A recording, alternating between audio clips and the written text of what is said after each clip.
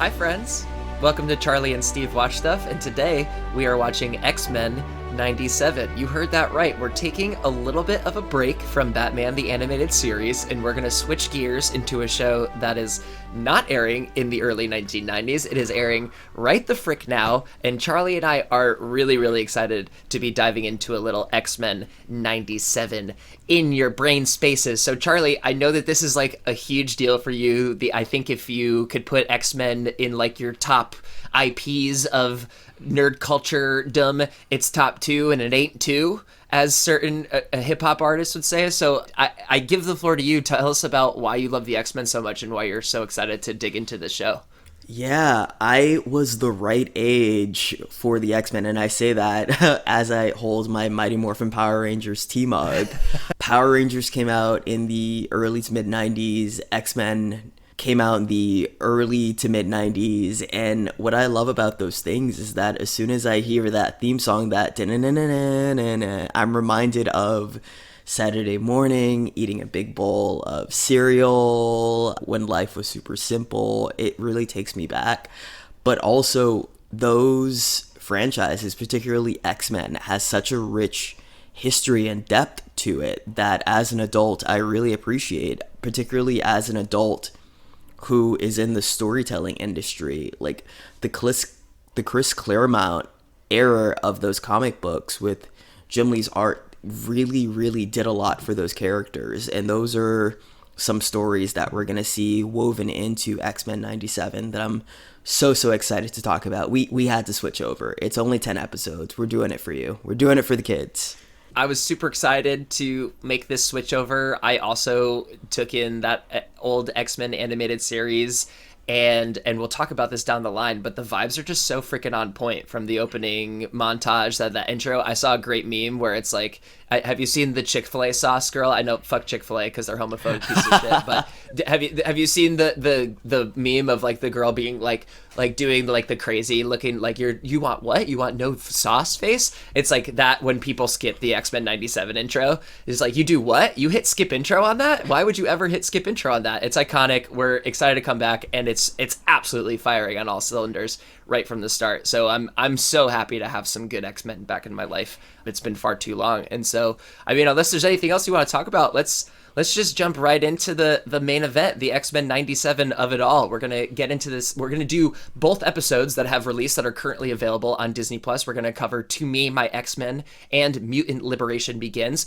And we're going to jump right in with that first episode, To Me, My X-Men, the titular line from the old series. And we get one of those moments later on in the episode, which I guess spoilers, but if you're here, you've watched it, obviously. It was released on March 20th, 2024, just a couple of days before we're recording this episode. It was written by Bo DeMaio and directed by Jake Castorena. And the plot of the episode is Cyclops races to find the source of new anti-mutant technology that threatens to upset mutant-human relations. His search leads them to an unexpected reunion with an old foe, even as the X-Men welcome a new addition to the team. And Charlie, it's all yours. Take us through the plot, my friend. All right, and I'm not gonna skip intro to get to the plot, so we are going to talk about this intro for a second because it's fundamentally the same with several changes to it. And what I like about it is that they've remained true to the animation, while at the same time you can tell that the budget is higher. And one of the biggest tells that the budget is higher is, you know, that moment in the credits where Rogue grabs a Sentinel and flips it over onto the ground from the original show? So they actually pan in on her facial expression for this new intro, and that's taken from the 1990s storyboard art of the show, but they couldn't afford to pan in on her facial expression back then. But now they've taken something new, they've elevated it, and I think that that is the motto for X-Men 97. Take what's old, elevate it, and just make it work for the audiences that grew up with it. And I know that we're not covering Batman right now, but I'm still going to call them Riddler trophies because what have you. A few Riddler trophies for everybody. And the original show, Morph and Bishop didn't have title cards in the sequence, but now Morph has a card between Rogue and Beast, and Bishop has a card between Jubilee and Professor X. Bishop showed up in the original show in season 1. He was coming back in time to stop Gambit, who he believed was going to perform an assassination of a U.S. official, but he turned out to be proven wrong. So that's how Bishop was brought into the world of the X-Men. Morph was allegedly assassinated in Night of the Sentinels, the first episode of season 1, but that turned out to be this big ruse created by Mr. Sinister, who Morph was manipulated by behind the scenes. That image of Morph shooting at that figure in the darkness, that's Mr. Sinister, who I believe is going to be showing up later this season. And Mr. Sinister is a very old mutant who's obsessed with the DNA of Cyclops and Jean Grey, and I don't think that it's accidental that Jean Grey is pregnant in this, and I will leave that there. I'm not going to get into the comic book art that I think that this is going to go into, but I digress. Something else really interesting in this opening sequence is that the Brotherhood is composed of Juggernaut, Emma Frost, Lady Deathstrike, Pyro, Mystique, Sabretooth, Avalanche, and Magneto. This was changed from the original series. I don't believe that Emma Frost was in the original lineup for the intro. Originally, it was Warpath, who's the brother of John Proudstar, otherwise known as Thunderbird. Thunderbird first appeared in Giant Size X-Men in the 1970s, which saw one of the first appearances of My Girl Storm. It introduced Wolverine, Banshee, Nightcrawler, Sunfire, so many classic X-Men after Cyclops needed to get the new team to save the old team from being kidnapped. So Warpath was going to be part of the Brotherhood because his brother, Thunderbird, was going to be killed in one of the X-Men's rescue missions for the original team. So Warpath was going to be a villain, that's why he's in the intro, but what most people don't know is that they switched Warpath out for Morph, which I think was a great idea because Morph brings so much comic relief and so much lightness and so much personality and depth and is just such a non-binary badass, which I love that that's making people so upset. We're going to talk about that. Yeah, those are all those Riddler Anyone trophies. who hates woke needs to stay far away from anyone this show, who hates woke. They also forgot exactly what the old show was like, too. Or the fact that X-Men was literally based in the civil rights movement. So it's fine. Everything's fine for everybody. Oh my so God. Cool. The people who hate the term, I just hate how the term woke has been co-opted by the far right. It's so annoying.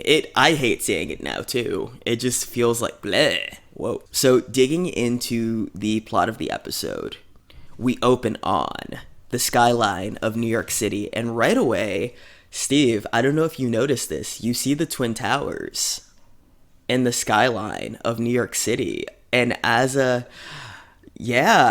you catch that? Yeah. I didn't catch it, but good call. I mean, it tracks 97. They'd still be there. They'd still be there. And it was just like, oh shit, whoa. This is back in the 90s, but I feel like a lot of these themes we're seeing echoed in current events today. So this show, I had to constantly remind myself, oh yeah, this is the 90s, because it could be today, particularly with the shout out to the insurrection that happens in episode 2. But when we get there, we'll talk about that because I got shit to say. The mutants literally stopped January 6th. They did. They stopped 1/6. All right. So we open on a warehouse. An anti-mutant group, the Friends of Humanity, kidnap Roberto DaCosta for an unknown boss. This boss wants to use Roberto and other mutants for target practice. Roberto says, name a price. Any price. I'm one of the good ones. This follows Roberto's comic book origin. He first appeared in New Mutants number 4 in September 1982. He's the son of a wealthy Afro-Brazilian businessman, Emmanuel DaCosta, who pushes him to excellence. This could explain why Roberto is reluctant to challenge the status quo, because he's part of the 1%. He's rich, bitch. Steve, what did you think of Roberto? I just spent my whole time just like wanting to know what his power was because he holds it back until the very end of the episode. So I'm just like, okay, cool. Like, yes, you're rich. You're trying not to get involved. You just want to go back home to your comforts, whatever. Like, what can you do? And I think, and I'm loving all of your comics information codex stuff that you're pulling out right here, because it's just adding so much reference to all of this, where I'm not, it's not that I'm like not a comics guy, but I just like didn't take them in like a lot of people who love these shows do. Like, I love these shows because I find these shows really great and really fun. So I was sitting here being like, okay, what can this kid do? And maybe let's see how he like decides to get involved with things. But I'm loving all of this extra, like, oh yeah, this kid's existed before. We kind of already know what his arc is going to be like. So this is really cool to see the parallels. So yeah, let's see what this kid can do. Let's dig in, BB. All right, so we hear lightning. The breath of a few of the guards starts to crystallize in front of their face, and we pop so wide cool. To reveal Storm floating through the windows. She's calling the weather down. And honestly, Steve, when I was a kid, I thought that Storm speaking the forecast was so corny. I thought it was so stupid. And I was so glad that other versions of the character didn't do it. I just like when she kind of quietly throws the weather around without speaking it. But from a fan perspective, I think that Storm has to say what she's going to do weather-wise, because it helps her maintain control. And maybe that's her way of, this is a lot of awesome, overwhelming power. Maybe if I tell it what to do, and if I speak to it like it's a friend, I'll have an easier time just moving things around. But yeah, this entrance, I dig that. And this fight scene. What did you think of this fight scene? My boy Cyclops gets in there.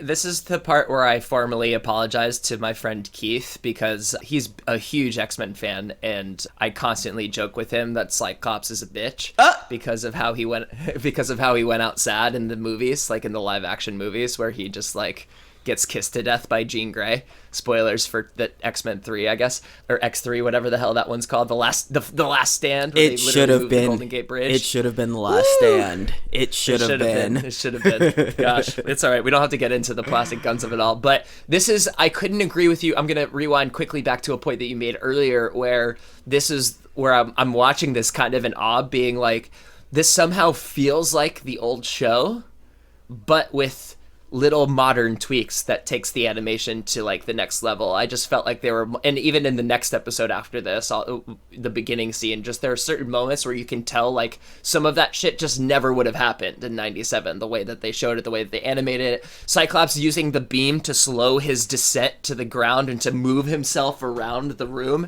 That shit was crazy. So like, apologies to Keith, apologies to Cyclops. You're good in this show. You've got it going on for sure. He can handle himself.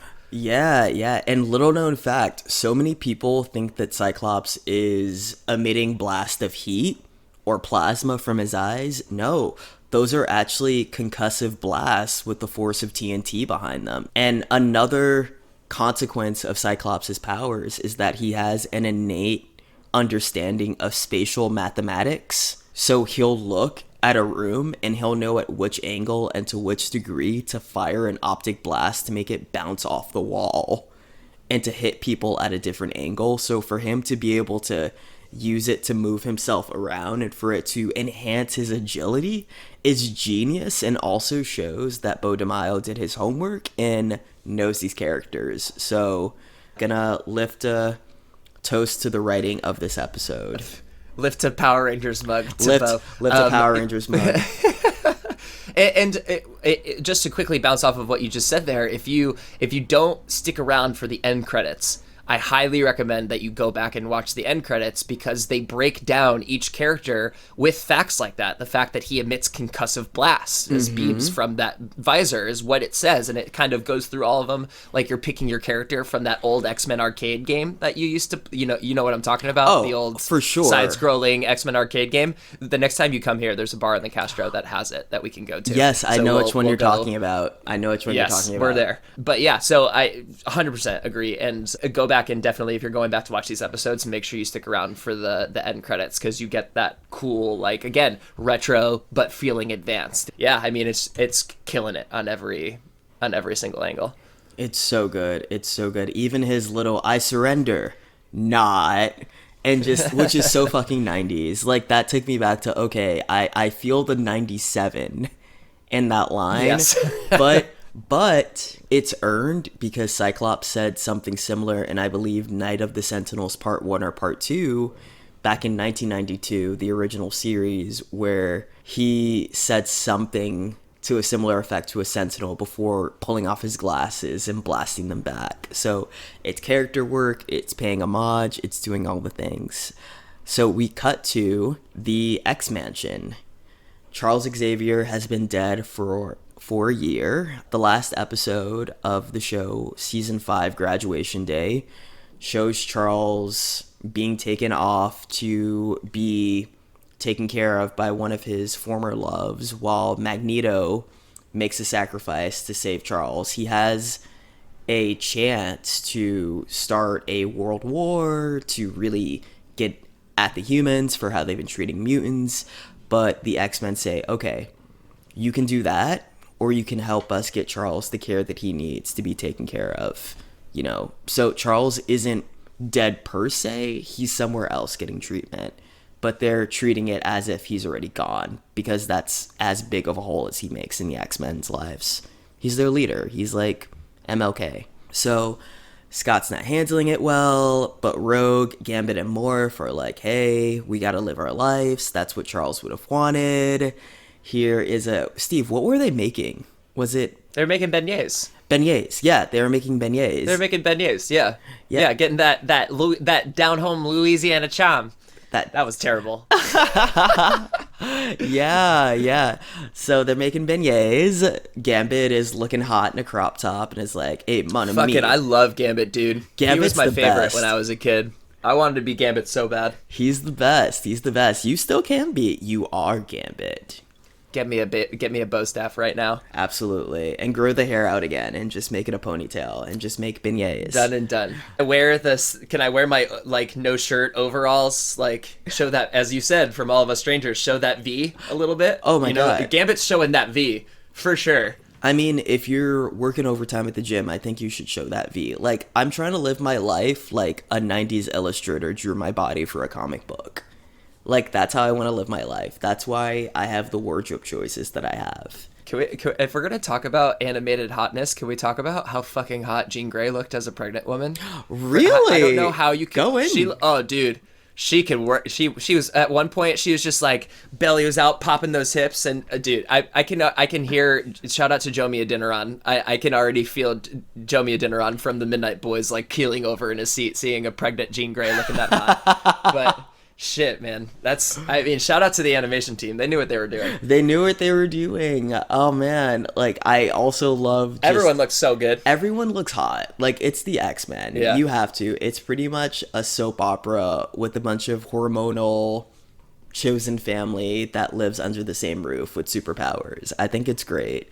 They're struggling to figure out where they are without Charles. Then we cut to the sub-basement. Sunspot wakes up in the med bay of the sub-basement. Beast's introduction here is great. He's always been a gentleman and a scholar. We get to see him hanging upside down, as it should be in the universe.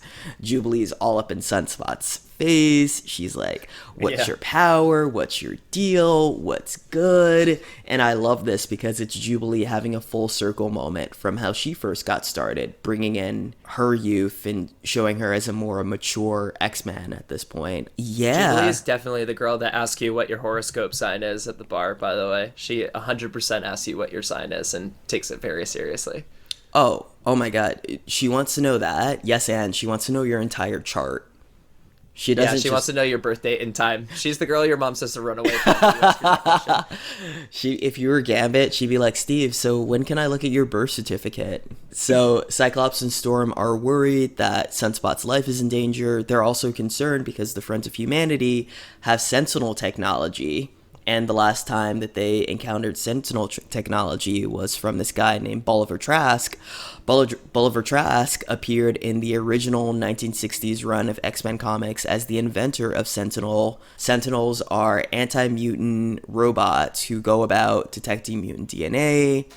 They hunt them down, but now that mutant-human relations have improved, the Sentinel program has been discontinued. So to see these weapons out there kind of makes Cyclops go, maybe things aren't as rosy as they appear. But yeah, what do you think of all these character dynamics so far, Steve? It was just humming on all cylinders, like right away. I felt like it was so effortless just to kind of, and I mean, this is, once again, I feel like this is another situation where you've returned to the X-Men animated series pretty often, and I haven't really since the 90s, but to somehow just kind of like, I'm all about vibes, man. Like, to just kind of get the vibes right from the start, to get everyone's character, like, in a place clearly defined and going in a direction for all of them, literally all of them, is really hard to do. And to do it well, and to like kind of have it all sort of track and make sense and be compelling all at the same time with like a lot of webs to weave, that's kind of like masterclass level shit in my opinion. Servicing every character, and every character absolutely has such a distinct voice. It's so wild. Like, you could erase the name off the script and just see the dialogue, and you'd be able to fill in the blank. You would know. You would fucking know. Absolutely. It's so great. It's so great. So, Sunspot is still so-so on staying. Then Wolverine scares the shit out of him in the danger room, which I thought was a great introduction. that was so good. Yeah. A perfect way to introduce him, honestly. And I knew it right away. I was like, oh no, that's actually him. That's actually him. And so he's like, okay, you can turn this off now. And then he's the only one there. And I was like, yeah, it is. That's actually him. That's actually fucking him. I want to know what you think about this. I guess I'm too online, but I've been seeing a lot of like retweets and discourse about the show, and I saw someone say something to the extent of watching Wolverine and X-Men 97 is watching Beyonce and Destiny's Child. Oh my god. I don't feel that way about watching Wolverine and X-Men 97. I feel that way about watching Storm and X-Men 97 because Storm is definitely, I'm going to be real, and the people who listen to this podcast might come for me. This isn't my favorite version of Wolverine. I wouldn't consider this my Wolverine. My top Wolverine is the one in X-Men Evolution. I am a huge... You do love that show. I love X-Men Evolution so much, but if X-Men 97 keeps going the way that it is, X-Men Evolution is going to be knocked off its throne, and X-Men 97 is going to be put on it, because... Great start. Yeah, X-Men 97 is just doing all of the great character work that Evolution did, but Evolution's character work can't touch 97 because 97, it's for adults. It is for adults. Like, this show fucks. And it's clear that the characters... It totally is. It's for grown-ups. Well, yeah, Jean's pregnant. I know. It really does. It really does. It's such a great reintroduction. We'll get to it. This show fucks. It really does. It really does. And the ones who you expect the least are getting down, so... They really are. Spoilers for the next episode. But as we move on, Charles and Jean speak to one of their contacts at the UN, Valerie Cooper. She's on the treadmill. They're talking to her, and Valerie says that Bolivar Trask is nowhere to be found. They don't know where he is, but they also don't believe that the Sentinel program would be reinstated without them knowing anything about it. Cyclops isn't too sure about the Sentinels no longer being on the streets, so he breaks the team up. One team goes after Sunspot because Wolverine scared the shit out of him, so Sunspot is no longer at the mansion. So Wolverine, Rogue, Gambit, Morph, and Jubilee go after Sunspot, and Cyclops, Bishop, and Storm go to interrogate Henry Gyrich, who is also from the first season of the animated series. So, fun fact, Riddler trophy about Henry Gyrich, he is the son of Sabretooth and Mystique. So he is a human son of two mutants. So him being a huge bigot has echoes of Adolf Hitler in it, which I don't think was unintentional. I thought that was nice kind of way to show that sometimes people who hate themselves the most will project that hate out to other people. He has this really, really chilling monologue. He says, "Mutants haven't been accepted. No, you're in vogue, Storm, a fad. Look at my mutant friend. But under all that fashionable sympathy, normal people know the more room we make for your kind, the less we have for ours. So we might wear tolerance on our sleeves, but we know the naked truth. Tolerance is extinction. What did you think of that monologue? I think it did a good job of like being like, yeah, there's still people who hate mutants that are out there, and we got this obviously a little bit in the beginning as well. And so I took this part as more of like they had to talk to someone that they did. It was very much so like Thor needs Loki's help in order to like get the bad guys. It's like you're going to the guy that allegedly that shot Charles Xavier. Like you're going to the person that you want to see the least in order to get pointed in the quote unquote correct direction. And then this person also reestablishes that there's bigotry out there against the mutants and that there's this unadulterated hatred and fear, which is also currently being militarized against them, that we'll see build up even more in the second episode. So yeah, I think I'm glad that you like, again, I didn't have that context for him beyond like, this is the guy that shot Charles. That's good extra layering, like to know that he is the son of two mutants who happen to be human, who has a lot of like self-hatred for technically his kind that he came from. Technically, the three mutants standing in front of him are three of the stronger ones that the team has, so you get to see them sort of like react to that as well, which I know that you have in the notes next. Absolutely. And I love that Bishop has no dialogue in this scene. He's just on the other side of the interrogation room, just watching quietly, because Bishop is from the fucking future. He knows how grim things can get because of people like Guy Ritchie. So even with no dialogue, I'm sure that his wheels are turning like, okay, is this something that I should be watching out for? Is this going to tip the scales? Is this going to be the thing? And also, we haven't been told why Bishop is back from the future, because this isn't his timeline. So the show hasn't lampshaded at all for us. Oh, by the way, this is why Bishop came back in a time machine. Like, there's no explanation. But I'm okay with it because Bishop is a bad motherfucker. And I just, frankly, love having another black person in the core team of X-Men. So we'll give it a pass. Yeah. It's not even going to affect Totally. my rating. And they may even address it, like you said in the opening montage where you have Morph potentially dealing with Mr. Sinister. Like maybe they have plans for Bishop that they have hidden away somewhere that we just haven't noticed yet. Maybe we don't know. But Guy Ritchie isn't cracking, and he says, oh, should I be scared of you? Scott grins and he says, no, but have you met my wife? So we get this great moment. Yeah, dude, this great moment of Jean being a total HBIC, head bitch in charge, digging into Guy Ritchie's mind with Cerebro to amplify her powers. She gets the information that she needs, but then something happens. She senses another presence in Guy Ritchie's mind, and she gets knocked into a premonition of the future. We see her holding her future baby. We see this figure made of sand rushing toward her, and this figure says, oh no, not again, I'm so sorry. Not sure what that's about. And then we see Master Mold, who is the granddaddy of Sentinels, who pretty much spits them out, rise up from the dirt before Jean tears off the helmet and says, I know where the Sentinels are being made. Y'all need to go handle this shit ASAP. What did you make of that vision that Jean had? We never really figured out what happened, right? No, it's just a lot of layered foreshadowing, but it was so compelling. Super compelling, and obviously motivated her to like hustle into what we see at the end of this episode. I don't know, I think that a lot of stuff's going to come back around in a lot of ways, and we see some of it come back sooner than later, and I think some of it's being planted for end of season stuff, and this feels like end of season stuff that maybe we're thinking is not as big of a deal by the end of this episode, but we'll get there. Yeah. And just to keep in mind for our listeners, this show has 3 seasons that have been greenlit so far. So the first season is done. They're probably finishing up season 2 right now and in the process of writing season 3. So there could even be some stuff that's planted here that the seeds won't come to fruition until season 2, late season 2, early season 3.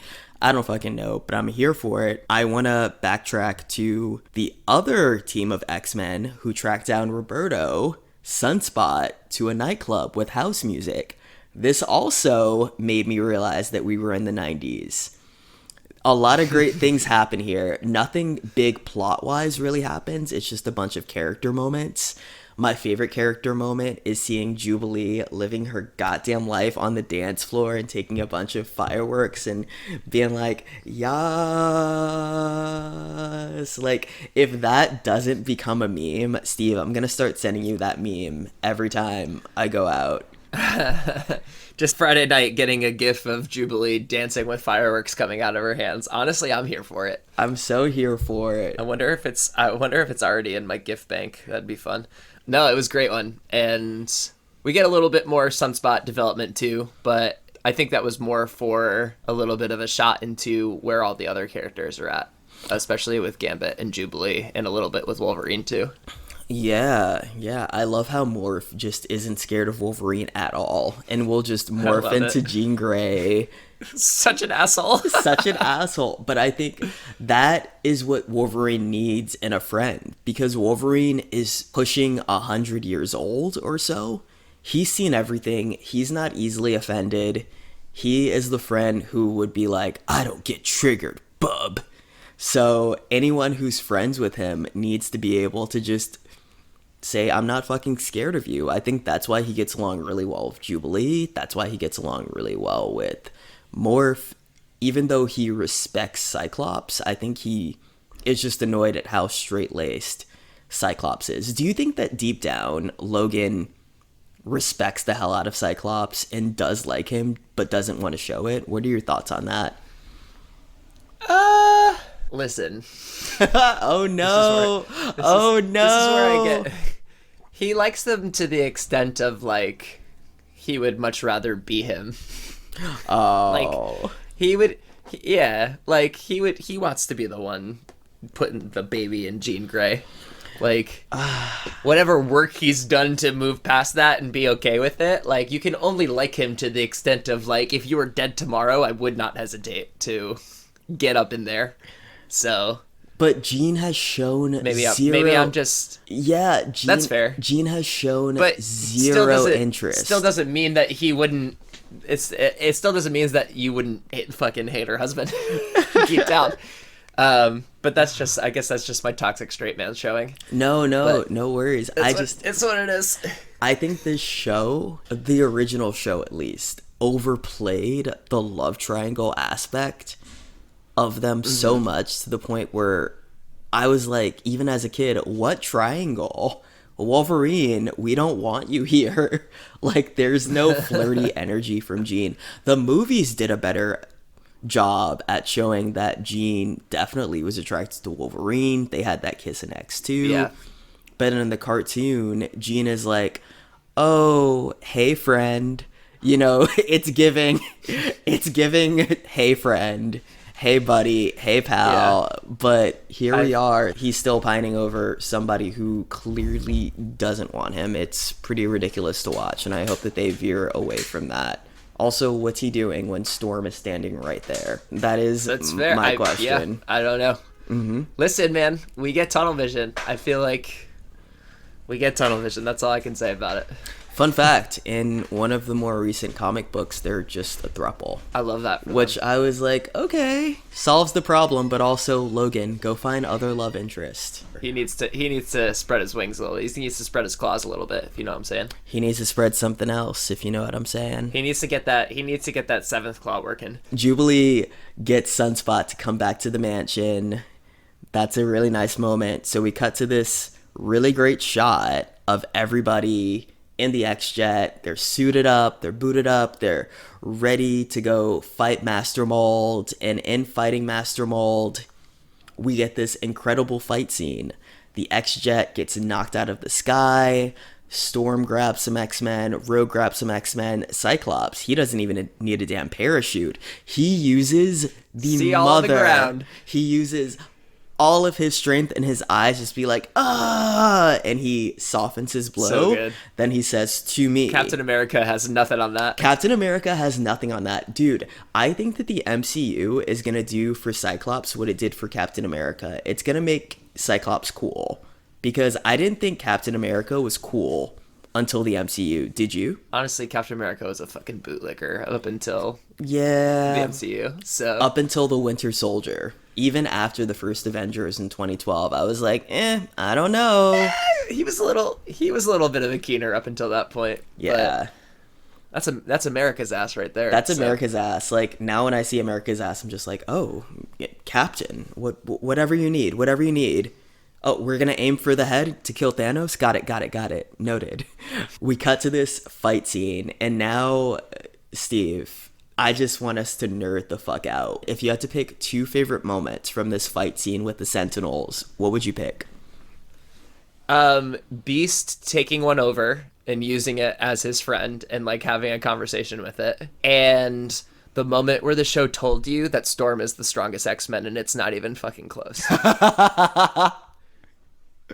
Yes. Because it did that. The Storm rolls up, like Cyclops doing like give him the forecast or whatever, but then the Sentinels churn and they go Omega level threat detected. Yes. And if you know anything about the X-Men, that means they went, that one's the strongest. Mm-hmm. And they didn't say it for anybody else standing there, not even Jean Grey. So that's the Omega. That's the big one, is Storm. That's Beyonce.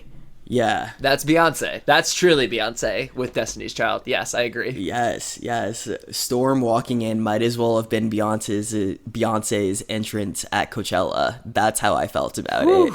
But her turning the sand into ice and just getting all of the Sentinels swept up in a typhoon, then throwing them to the ground was good. Such a level of badassery and witchcraft on a level that I have never experienced. That was amazing. So some of my favorite moments from the fight scene, definitely Rogue body slamming a Sentinel, then going heads up and throwing the Sentinel head back at it. I thought that was great. Super good. I also love the team up of Wolverine, Gambit, and Morph. So Wolverine's charging at the Sentinel. Gambit jumps on his back, charges up his claws, then gets his bow staff, which I think might be made of something indestructible like vibranium or something, but that's never been confirmed. Throws it at the ground, and the blast propels Wolverine into the air, where he's hurtled toward Morph, who morphs into Blob, who's one of the original members of the Brotherhood, and who just has this impenetrable, like, belly and, like, fatness to him. He bounces off of Blob, jumps up to Master Mold, his claws explode, Master Mold's head falls down, and that's the end of the scene. I thought one of the best things about the X-Men is seeing how they combine their moves together, because when it comes to teamwork, I don't think that the X-Men can be touched. I don't even think that the Fantastic Four can touch the X-Men, because the Fantastic Four, I see them more as adventurers and people who explore space, and they're celebrities. The Avengers don't really have anything connecting them. The X-Men are a family, and Cyclops is consistently like, oh, we got downtime? Let's go to the Danger Room. Let's train. Oh, we're going to play basketball? Let's do it with powers. How are we going to, so Cyclops is such a great tactical leader that the X-Men cannot be fucking touched. Like, Steve, pick your favorite football team. Like, who works the best in all of football, in your opinion, teamwork wise? So, I mean, if you're going with, like, recently, you have to give it to the Kansas City Chiefs, because they're on the verge of winning if they win again next year, they're going to win their 3rd Super Bowl in a row. So that's kind of like, you have your leader in Patrick Mahomes, you have your key role players that kind of come in and do their thing. Their defense is crazy, so they know how to keep the other team out of the end zone, as well as knowing how to score the ball. I would compare them closer to, like, the Miami Heat when they had LeBron and Wade and Bosh, where they were just kind of like, they played together so smoothly. They went on one of the longest winning streaks in NBA history. There's a famous photo of Dwayne Wade kind of like with his arms outstretched and LeBron catching one of his lobs for an alley-oop. They were just so on the same page, and they knew where the other people were going to be and stuff like that. So I just think that, like, sort of systematic teamwork is very emblematic. If we're going to use the sports ball reference, I appreciate you trying to appeal to those straights out there. Yeah. I know some gays who are all about sports too. I'm not one of them. You're right. I shouldn't silo. You're totally right. Oh no, you're totally fine. Silo away. I mean, I don't care. But yeah, it just, You heard it here first. Miami Heat, the X-Men, and also the Chiefs. What team was that? The Kansas City Chiefs. The Kansas City Chiefs. Patrick, Taylor Swift's boyfriend. Okay. Who's Taylor Swift? I'm kidding. So moving on. So Valerie Cooper, the X-Men's liaison from the UN, comes to the end of the fight and she gives Scott some words of encouragement. She says, "You sound like Charles. He would have been proud of you today." And you know what? I'm proud of Cyclops because this version of Cyclops is cool. He's not a total stick in the mud, and I respect the hell out of him, and I can't wait to see what they do with him. And this takes us to the last scene of the X-Men premiere. Scott and Jean are about to announce that they are leaving because they want to raise their baby in a safe environment when Magneto breaks into Charles's old study. The X-Men are ready to whoop this dude's ass before he says, "The last will and testament of Charles Francis Xavier. As you will see, his future, his school, everything he built, everything he fought for now belongs to me, my X-Men." Dun dun dun. So good. I just got goosebumps again when you said that. That was so good. Yeah. Right when he started speechifying, when he first walked in, I was like, oh, this motherfucker's the new Professor X. Right when he was like, I've always thought he believed too much in our friendship. And the old, maybe this was his one last attempt at salvaging it. And I was like, this motherfucker's the new leader. Like, as he was doing that, and then he sends over the book, and I was like, oh man, I'm in. I'm just so in. I think every episode's going to end with a cliffhanger, which I'm totally here for, 100%, like 1,000%. But yeah, that brings us to the end of the episode. I think we can just jump to our rating before we jump to episode 2. And we're not going to do battering, but our Sentinel rating. Steve, you go first. Rate this episode 1 out of 5 Sentinels. Charlie? Steve? We're starting off with a bang. Okay. We're just starting off with a verified bang. 5 Sentinels for me. I'm so stoked about this fucking show, man. I'm like, I seriously, I don't have one complaint. I truly don't. Maybe more Gambit. Fucking, it was so good. 5 Sentinels. Like, it's easy. Same. 5 Sentinels. I have no notes. The only note that I have is that I want more. And we're going to get more. Because we got a 2... And more we get. 2 episode premiere, BB. All right, so we've got our Sentinel ratings for that first episode. To me, my X-Men, 5 Sentinels across the board from both Charlie and myself. And we're going to jump right into the next episode, titled Mutant Liberation Begins, released also on March 20th, 2024, and written by Bo DeMaio and directed by Chase Conley. The plot of this episode is when Magneto is forced by the UN to stand trial, a group of anti-mutant rioters test his resolve. Charlie, let's get right into it. We're pretty much jumping in right where we left off on that said important cliffhanger that we're getting every episode now. Yeah, dude. And the intro reflects that. The intro reflects that because the first title card before Cyclops is Magneto. And yes, that was so good. That was so good, and I love that he uses 2 metallic beams to form an X to show that he's reformed. I'm like, okay, I hope that the show keeps this up and that every intro for every episode is slightly different in some way. And even here, we see different clips that are mentioned in the episode. Charles's card is gone.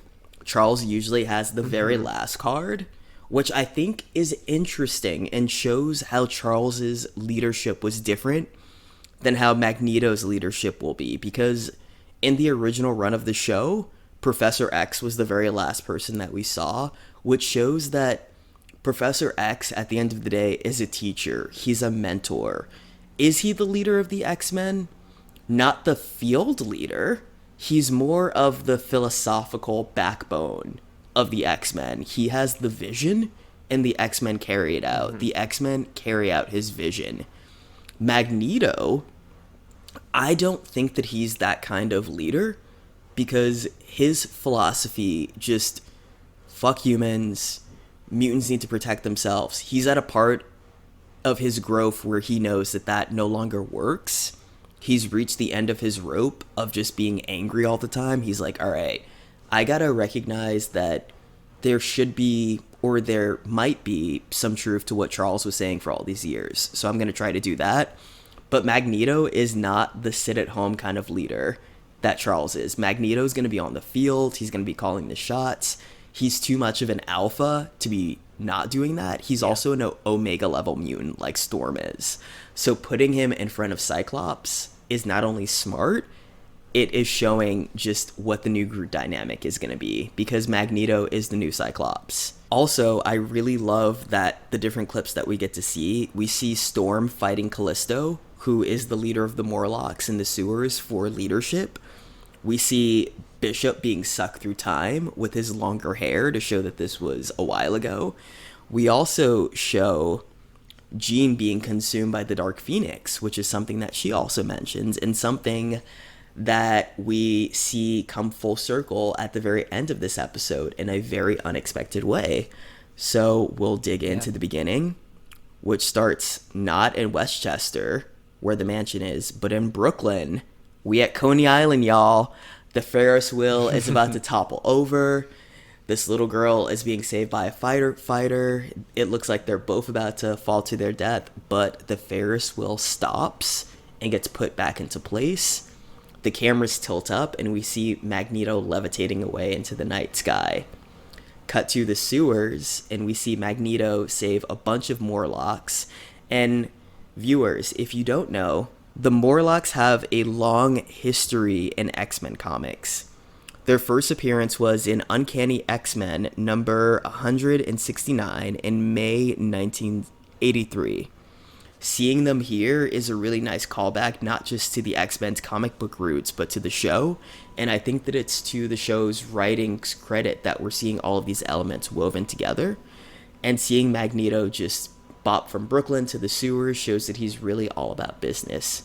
What did you think, Steve, of seeing Magneto just be heroic in this way? So this is actually the scene that I was referring to when I was giving the animation its flowers, where it feels like the old show, but with like modern abilities, if that makes sense, in terms of how the animation looks. I just felt like both the Magneto saving the Ferris wheel moment and even the moments leading up to it where like the firefighter saves the kid and the record or the tape player crashes to the ground and they like hug each other as the thing starts to tip over, and then you get it freezing over the reporter and it going back into its place. It just felt so smooth and so, I mean, for lack of a better term, it didn't have any jank to it. I just feel like with 90s animation, you're like, there's a little bit of jank, but some of it looks really cool, and like you get that combination, you get that. There's just no jank to this. It's so smooth and so on point. And then with Magneto just kind of like snapping pipes up and getting humans stuck to the walls, and the way he shut that lady up with the other piece of metal, like it's just so smooth and so like the A++ on the animation so far, for sure. A++ for sure. Also, it's an extension of his character. Every bit of animation expresses character and personality in such a great way. And that takes us to our next scene, which is all of the X-Men deliberating whether or not they trust Magneto and fuck with him or not. I love that everybody has a different response. You have Bishop saying, I've seen a lot of futures, but Magneto leading the X-Men, that's a new one. Which is so funny. I love him being just the audience. I love Cyclops trying to get Jean to probe Magneto's mind every minute of every day, and her being like, boo-boo, no. I got time for that. Like, no, I'm pregnant. Like, I'm not trying to be up this man's ass like that. Oh my god. Oh my god. Yeah, that was funny. But then Rogue comes out and says, you know what? We should give Eric a chance.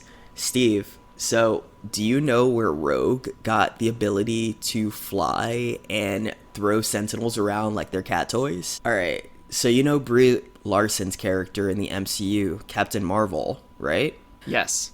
So Rogue absorbed some of Captain Marvel's powers. And she held on to Captain Marvel for so long that not only did she suck some of Carol's heroic instincts and personality into her body, which it's left up for interpretation if that's why she's the hero we've come to know as Rogue on the X-Men or not. But it scarred her so badly that she put this hero into a coma, because in the comic books, Rogue used to work for the Brotherhood of Evil Mutants, because Rogue's stepmom is Mystique, which makes Nightcrawler her stepbrother. So Rogue and Nightcrawler are kind of related, but I don't know if the show's gotten into that quite yet, or if the show did in the 90s. But I digress. I think a really cool thing is that Rogue does have this villainous past, and it wasn't until Uncanny X-Men number 171 in 1983 that she came to the X-Men for help. And the X-Men debated, do we trust her, do we not trust her? Wolverine wasn't about it, and Shadowcat, Kitty Pryde, the one who can phase through walls, definitely was giving her shit. But Rogue came around, and she actually led the team a few times in the 2000s. Could she do all this stuff in the old show too? Did they let her have the flying and the super strength? Oh yeah. So she already had all this power set. This is just like background of why she has this power set versus in the movies where she's just like jealous that Kitty Pryde gets to kiss her boyfriend. Yeah, the movies did her dirty. The movies really did her dirty. Very Dirty. She's supposed to be one of the most... So this is the second time we've talked about shit about X3 today, but my God. Yeah. Do they do her dirty at X3? I think her and Cyclops are potentially the two done the most dirty in those movies. Also Storm, because Storm wasn't getting epic entrances like she does here. Justice for Hallie and her wig. Yeah, that's true. Oh man. The X-Men agree to let Magneto into the fold because it's what Charles would have wanted, and it was also in his will. We get a scene of Rogue and Magneto in the study together, and it seems to be a little sexual tension. What did you think of this, Steve? Well, so I think the only thing you wonder is how. Like, the whole point, and this is something we glossed over a little bit in the first episode, but it's going to come back in a more meaningful way this time, is like, Gambit loves Rogue. Gambit is actively in love with Rogue. Wants to have her touch his body, and wants to also touch her body. And so, like, the whole thing is, like, great, sugar, but I can't. Like, I literally, like, I can't have, like, it would kill you. It would, and all of a sudden I'd start blasting lasers out of my fingers, too. So, like, there's reference here that they have enjoyed Magneto and Rogue have enjoyed each other's touch before, and so you're like, how? So that's the only thing that I'm like, cool, like, interesting, and then they also use this connection for her message to really get through to him, which is, you have this here in the notes, it's like her being like, I didn't go around demanding that everyone trust me, like, I earned it. And I think whatever connection they have helps Magneto hear that in that moment, where he goes, okay, I'm gonna pull up the bootstraps a little bit, and I'm gonna go out there and I'm gonna show it. Yeah. Rogue, I completely agree, Steve. 100%. Their connection is the reason why when the UN comes and says you're under arrest, Magneto goes, okay, cool, let me go to trial. I think it's a great show of his character, and the look that he gives Rogue before the helicopters lift off. Ooh, lordy. I'm not sorry, sugar. That shit was so good, and I love how they were like, we thought of everything, like, you can't manipulate our weapons, and they're like, what about your big fucking metal birds, you dummy? Like, what are you doing? I would have been terrified. Also, kudos to Valerie for that not making her blink once. She held her ground and said, you're being put up for trial. She's such a badass. Also, I think she knew that the X-Men wouldn't let anything happen to her. That shows her trust with the team and that relationship really well, that she was able to stand there with total confidence that they wouldn't let her get chopped to bits. Also, the optics of that, like, are they really trying to have that impact human-mutant relations? Come on. Yeah, it was a good show. I think it's like a good flex, but it was the only way it could have resolved, for sure. Oh, absolutely. It was nothing more than a flex. So we get Magneto's literally January 6th. Literally January 6th here. This is nuts. But before January 6 happens, we get this incredible scene between G and Storm, which I saw this on Instagram before the show aired. I saw it last week or last weekend maybe. What did you think of this scene? And I think this is the sort of stuff that this show does really well. Just them wondering what it would be like to be human. Did you connect to this? You know, I just by the end of the episode, it made me go, I gotta start not paying attention, but it makes you realize that every moment is very much so like an important, like they're not wasting any seconds in this show. I don't think. You think that this conversation is Jean expressing her anxiety about what her baby's life is going to be like, but it's actually foreshadowing on how this is going to happen to Storm. Yup. And how she's going to need to grapple with it, and how she's very staunchly like, I could never imagine my life not like this. Like, this is who I am. This is where I stand in my identity. Yep. And so I have learned my lesson to be a little bit more on my toes with thinking a conversation means one thing, but it actually could mean something totally different for someone else. For sure. I think this show, the storytelling is so detailed and layered, which the executive producers of this show keep shouting out Bo DeMaio's show Bible that he did. And I think the show Bible, which I would love to see at some point, must have been so detailed and layered to the point where all of these interactions were braided throughout the episodes in such a way that no moment was wasted, and every moment, even the quiet moments, were leading toward the finale or season 2 or season 3. So huge kudos to this. Damn, I love this show. So agree. They have that moment. We're at the UN, and at the UN, Magneto says, everything that I did to protect mutant kind is nothing that you wouldn't have done to protect humankind.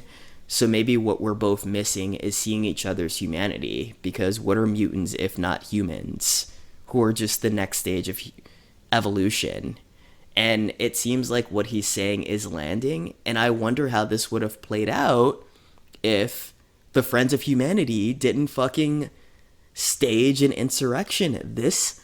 Steve, I don't know if I was looking at this moment like, oh, cool, I was genuinely on the edge of my seat and uncomfortable during this entire sequence. It felt, and for a cartoon to do this, for a cartoon to hit too close to home, and for me to just be like, oh shit, what's gonna happen, is a huge show of what great storytelling can do. What did you think of this moment? Yeah, I mean, I think it leads into the action set piece. You get a lot of good anxiety with it. And I think in the last episode, we were lauding them for their teamwork.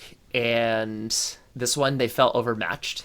Mm-hmm. They felt taken by surprise. And so I think the fact that they were caught off guard and hit off kilter, and as we'll surely get to in a moment, like they weren't at full strength. Jean and Wolverine are off to the hospital. Also, can we just have a quick moment for Jean running downstairs and being like, it's here, it's coming, and Wolverine goes, apocalypse? I laughed so fucking hard when he did that. Like, for a good 30 seconds, I was like, he said apocalypse. He's like, then he drives like an absolute maniac. No, apocalypse is here! Like, baby! draws the class. It's so good. But like all of that, like, yes, their teamwork is so strong. Yes, when they're firing on all cylinders, they can take down master molds. But when they're caught off guard and when they're not at full strength, like, it doesn't go as perfectly every time. And I think this is the show being like, it's not always going to be like this first episode. Like, they're going to take some licks. Like, these enemies aren't just going to be satisfied with taking the L. These guys came back. They got in the lab, they got in the gym, they put up shots, they found new technology, new armor, and they got back in there and they got a couple shots in. And I liked it just as much. It was a little bit of a, all right, let's wake up. Like, they had, if we're going to continue to like make sports ball references, this was a trap game a little bit. They were feeling themselves a little bit too much. They were underestimating their opponent and they got hit in the mouth. They did. Or in Cyclops's perspective, in the visor. They got hit in the visor, got hit in the mouth. And the executioner, you can tell that he studied all the X-Men's moves. For him to know that to knock off Cyclops's visor was his Achilles heel, because Cyclops isn't going to open up his eyes when there's a bunch of bystanders around and just destroy the Right. property. So that's blinding him. And when he was just punching him in the face, it's like, you just complain so much. Normal people have it easy. Why don't you just shut up? That tugged on my heartstrings because as a gay black person, I read comments like that online all the time, and thank God I live in a Yes. place in LA and I'm kind of in a bubble where I don't hear that in my day-to-day life. You know, because in some ways, even though I have only lived in big cities, I'm sheltered from a lot of that stuff because I have been around the kind of people that I've been around before. It just, God, even the voice acting during that part, it felt so uncomfortably real. Then for this sequence Yeah. to end with Storm losing her powers and for her to be Ugh. like, the breeze, it's I thought they killed her. gone. Oh, But the animation of the blast hitting her and you seeing her skeleton for a second, I was like, oh shit, they just fucking killed Storm in the second episode. But this is way more interesting. this is way more interesting. It's also a comic book story where Storm gets to show different sides of her leadership. So I'm very excited to see Storm be a normie for a second. But what did you think of the writing, by the way, when she was speaking about no longer feeling the moisture or the air?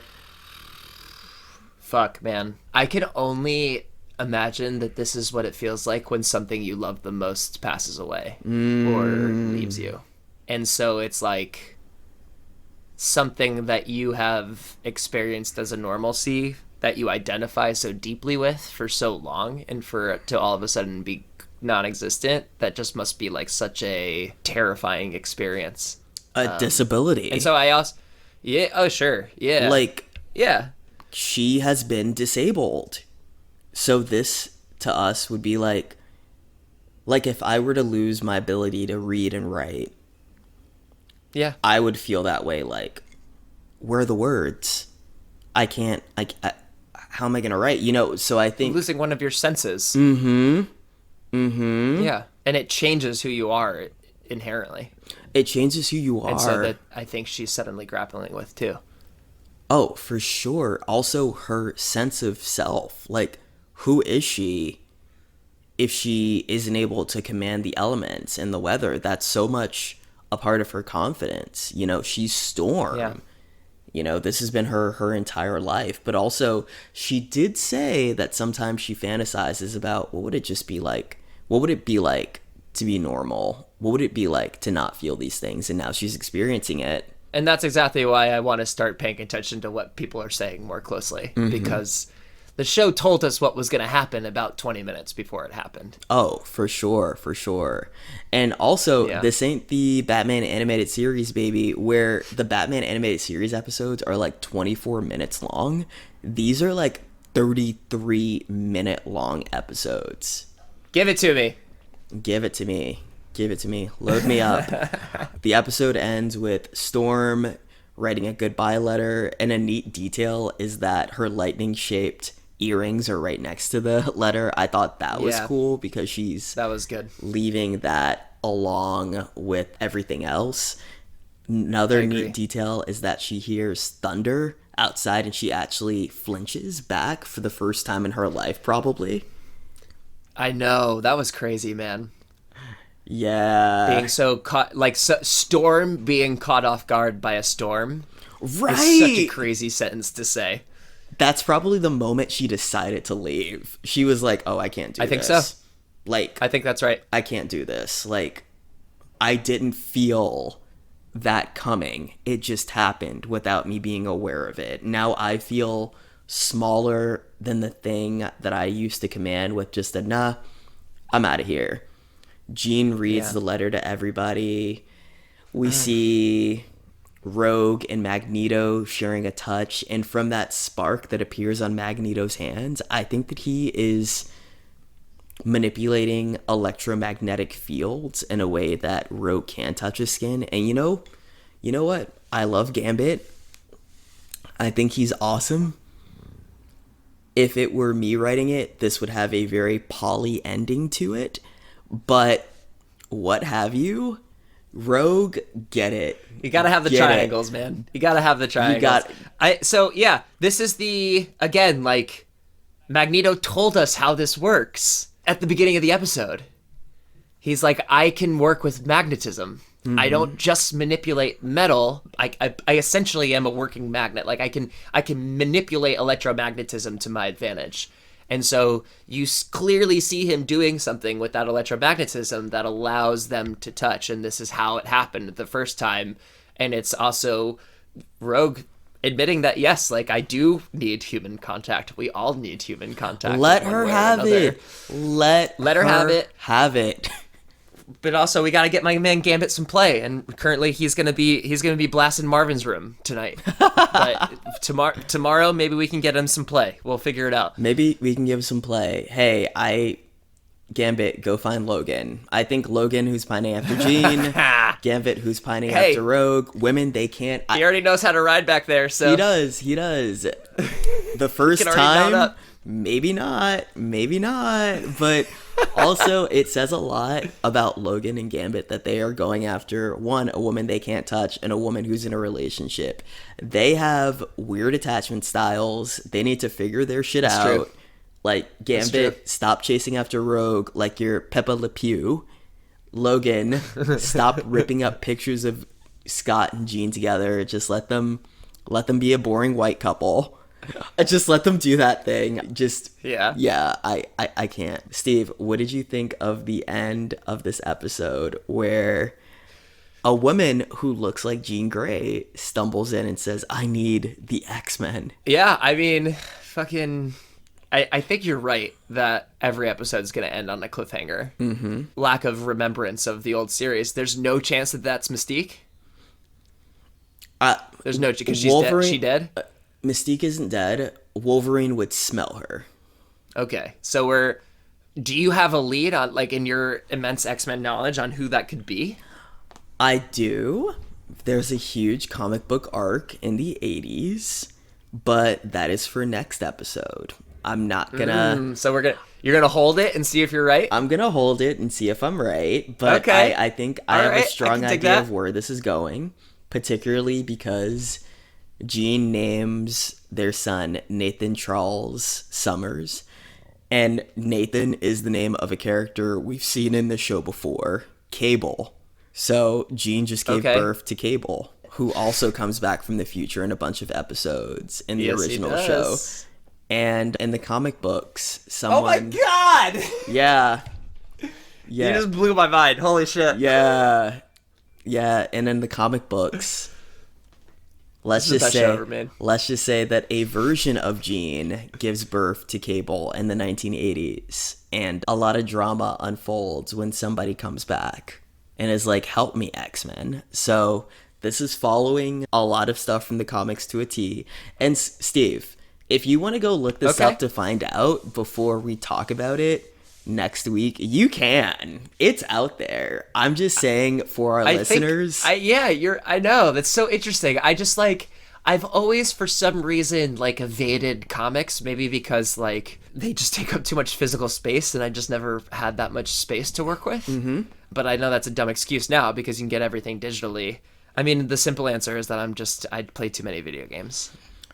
Yeah. So I don't take I just started reading books more, so maybe that'll evolve into me reading comics more, but who knows? I mean, so that's my way of being like, I'm gonna continue to take this as face value because I love hearing you give this context, and then I can come at it from an angle of, like, I'm taking this all as it's coming to me without any other background knowledge, so hopefully we can, like, bring both sides of that to this conversation. So pardon my ignorance. Oh, no. We're balancing the audience's perspective out. Like, one of us knows too much, and one of us, I think I envy you because you get to experience it fresh. I know too much. Right. And I get to ask you questions that you can answer without blinking. So that's amazing. Oh, totally. Shall we move on to our Sentinel ratings? I'm excited. All right. So just like last episode, banger. If I could give it more than 5, I would. 5 Sentinels for this episode. I think it's just so good. If we give we got to give at least one episode 3.5 at least. Like, they can't all be bangers, but if they are, I'm not gonna try and bullshit the show for being great. Here's the thing. I'm going the other direction. This is also another 5 out of 5 Sentinels for me.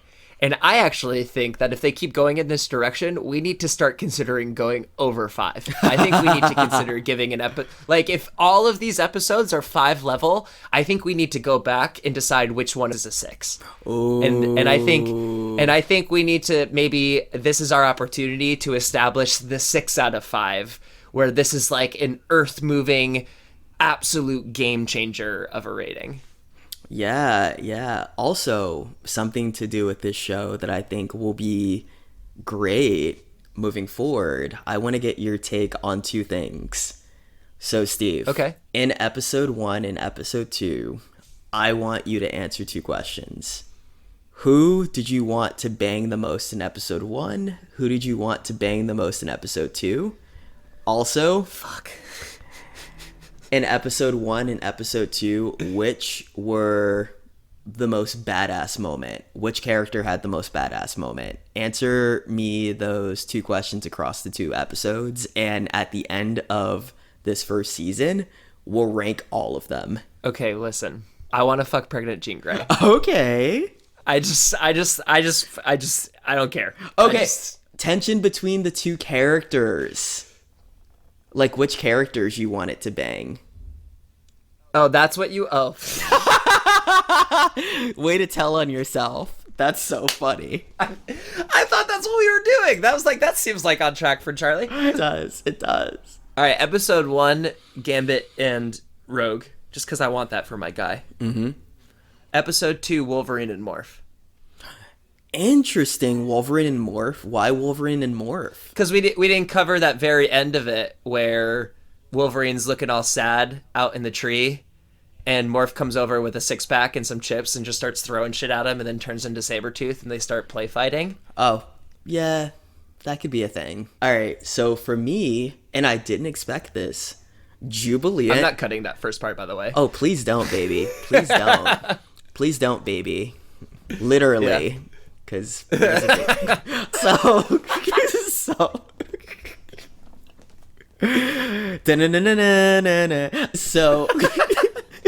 so for episode 1, characters who I want to bang, I would want, weirdly, Jubilee and Sunspot.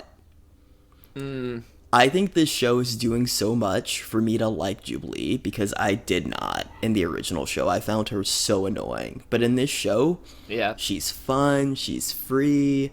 Jubilee would be out during Pride. Like, I would be friends with her. She would be, like, totally a fun friend. And also, I think Sunspot. And just so you know, those gifts already exist. There's plenty that you can grab already. So don't you worry. Jubilee Dancing with Fireworks is already very much so on the internet. It's for the gays. I knew that was for the gays. For episode 2, characters I'd want to see get together. I am gonna go an unconventional route because I feel like Rogue and Magneto would be too easy. Plus, it literally happened. It literally happened, and I think we're gonna get more of that.